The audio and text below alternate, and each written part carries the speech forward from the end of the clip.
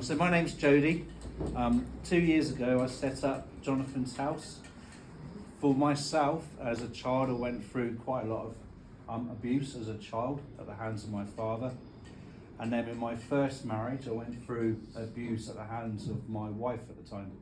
I experienced financial abuse where I wasn't allowed to spend money. I basically lived on a wage of £5 a week, which if I spent over that, I had to prove to my wife why I spent it. I had to prove receipts. I wasn't able to see people outside the marriage. My friends shrunk down to a quite considerable amount. I was physically abused by her, I was sexually abused for her. And as a result of that abuse, it ended up with me having a nervous breakdown in 2010. I was pretty suicidal. I ended up being put on tablets such as quetiapine, mirtazapine, the home treatment team. So a couple of years ago I decided that I would set up something to help men. It's called Jonathan's House. We're a Christian organisation, and the reason why I called it Jonathan's House is because it's named after a character in the Bible. King David had a friend called Jonathan, and Jonathan helped David to remove himself from a place of abuse. And that's what we do here at Jonathan's House. We run a 24/7 helpline for men. So no matter what form of abuse you're going through, it could be historical abuse, something that you went through as a child, that, statistics say if a boy goes through a period of abuse, he's 11 times more likely to make a suicide attempt as an adult. And it can also take that boy up to 28 years to fully disclose what's happened to him. So with Jonathan's House, with our helpline, we're providing a link for a guy to actually disclose what's happened to him. We then provide support groups much like this, for guys to come out of isolation. So a lot of times men who are going through a domestic abuse situation or experienced sexual abuse or gone through anything like that, they can feel like no one's going to believe me. Not if even I say anything, the first thing someone's going to say is, man up, grow up, you're a man. If that happened to me, I'd hit her back. And straight away you feel like you're not even a man because you haven't stood up for yourself. You feel like you're not a man because you've been taking hits from a woman, you've been taking hits from everyone else. So the first thing you do is you isolate yourself. And then that's the worst thing for us men to do, is to feel like you're isolated. Because as soon as you're cut off from the world, as soon as you cut yourself off from your mates, that's when the thoughts of suicide come in.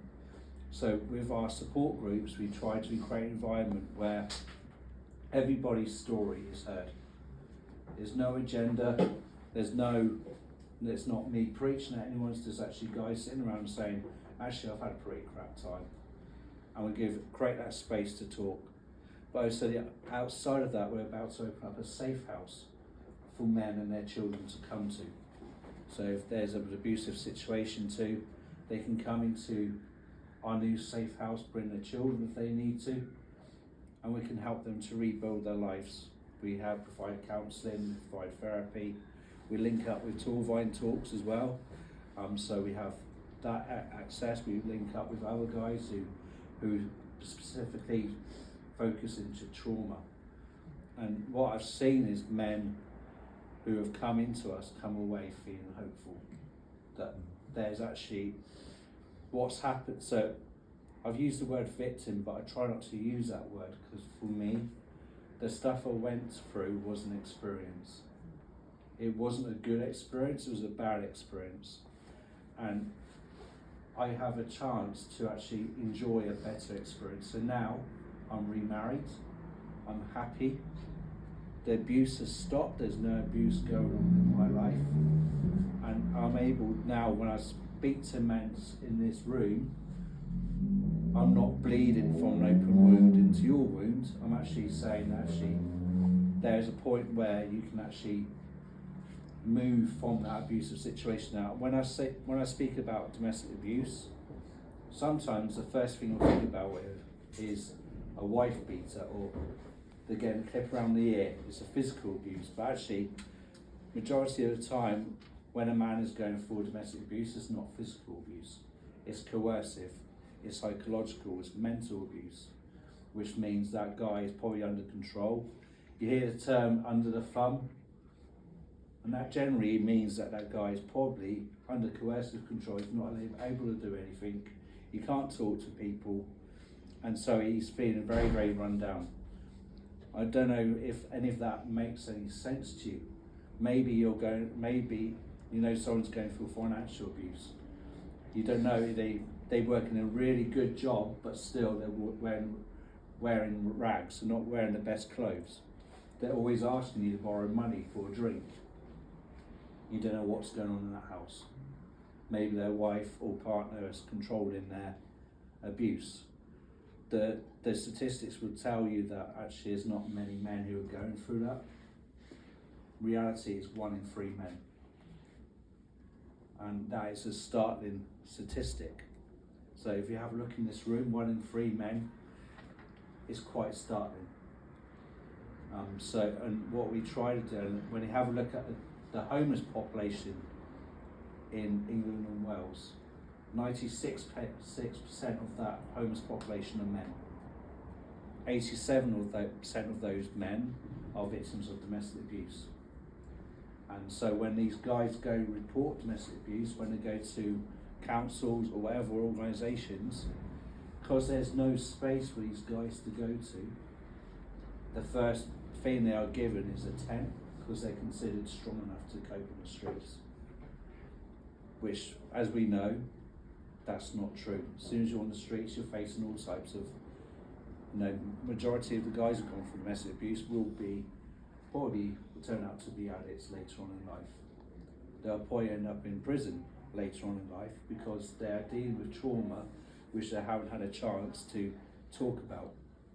So with Jonathan's House, we try to provide that space for men to talk. Where we run it, like I said, our helpline is always open. Our website is always accessible. So if people want to check out our website, it's jonathanshouse.org.uk. It's available, and there's a web chat where people can talk to us and stay anonymous if they want to. I try to encourage men not to feel like they have to hide themselves away. So we create a space on our phones to give men a chance to be themselves. We let them talk, we listen. There was a statistic a few years back that said that only 40% of men were talking. And a lot of companies, such as Annie Mann's Men's Club and all those organisations, were concerned that 40% of men weren't talking. Which is fine, but then they forgot actually 40% of men weren't talking. That meant 60% of men were talking, and yet the suicide rate was still going through the roof.